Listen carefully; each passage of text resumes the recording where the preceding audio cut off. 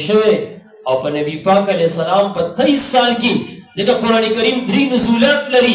اول نزول د قرآن کریم من الله لوح محفوظ ته شوی، قرآن کریم لوح محفوظ ته نازل شو. سوره بروج کې راځي بل هو قرآن مجید فی لوح محفوظ. المامور نه په 23 سال کې 23 کاله کې نجمن قسطن علی حسب الضروره په نبی کریم علیه السلام باندې نازلیږي. که مبارک د بدر میدان کې دی قرآن کریم بدر ته راځي، که د حنین په تنګي کې ولاړ دی قرآن کریم حنین ته راځي، که مکه مکرمه کې دی قرآن کریم مکې معظمې ته راځي، که مدینه طیبه کې دی قرآن کریم مدینې منورې ته راځي، او که د سیده عتیقه عفیفه عایشه صدیقه حبیبه رضی الله عنها کمره کې او کمبل او لحاف او د هغې چارپایي کې دی قرآن کریم مدینې منورې ته د هغې کمرې او د هغې کمبل ته راځي. قرآن کریم په 23 کال کې په نبي علیه السلام باندې نازل دی او متکلمینو دغه تعریف کړی دی.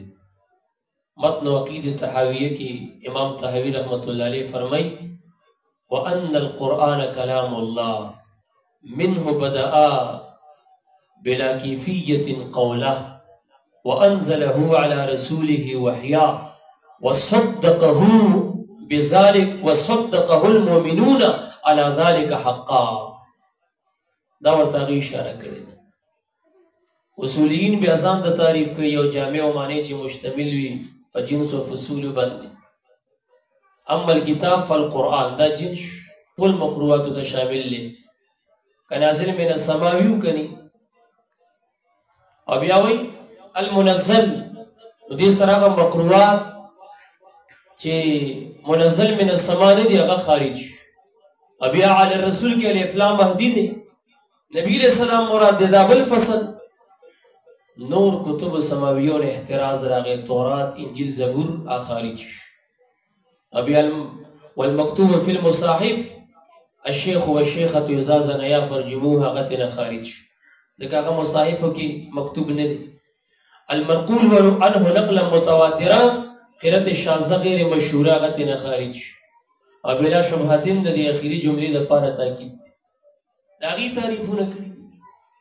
یو تعریف بیا صوفیه کرامو کړی. امام ربانی رحمت الله علیه مکتوبات شریف کې 4 نمبر مکتوب کې فرمایي قرآن کے حاوی جمی کمالات ذاتی و شیونی است و داخل دائره اصل است هیچ ذلیتی اورا راہ نی افتاست و قابلیت اولا ذل اوست. او د صوفیو تعریف دی چې په دې باندې معرفت موقوف دی په یو څو مقدماتو باندې چې مراتب د تصوف علما چې بیانوي دا شپږ دي.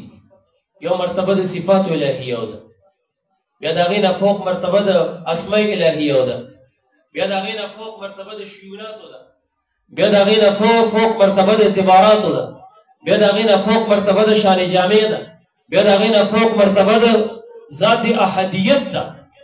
د قرآن کریم دی چې دی نو داخل په دایرې د اصل کې دی چې صوفیت 2 دایرې ذکر کوي، دائرة الأصل ودائرة الفرع ويقال لها دائرة ذل أجزاء.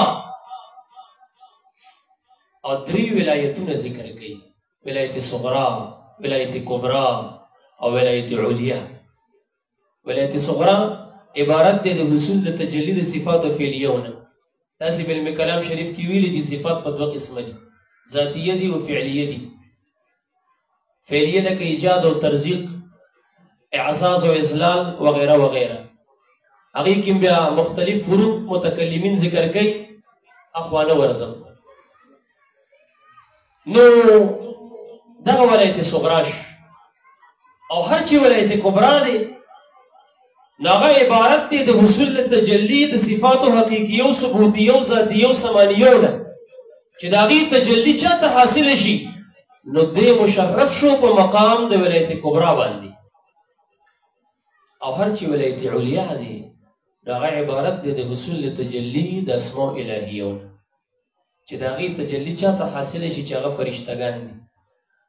او بیا هغه اولیا دي چې د ولایت علیا نه هغې ته حصه ملاویږي نو دغې ته ولایت علیا ویلی شي. او بیا چند حقایق دي، حقیقت کعبه دی، حقیقت صلات دی، حقیقت قرآن دی، حقیقت موسوی دی، حقیقت آدمی دی، حقیقت نوحی دی، حقیقت ابراہیمی دی. علیہم ولا نبینا الصلاة والتسلیمات. بیا د هر یو نبی خپل خپل حقیقت دی، لکه حقیقت د موسی علیہ السلام صفت الکلام دی، یعنی دا مبدا د تعین د دوا فیض په دغه زینا غستو،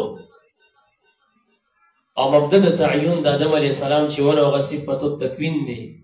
وهلم جر وطر. ما دا موضوع په ذهن کې نو، ما د امام بخاري باره کې د عوامو دپاره یو څو د فیدې خبرې راوړې وې، خو دا د قرآن کریم ختمانه راته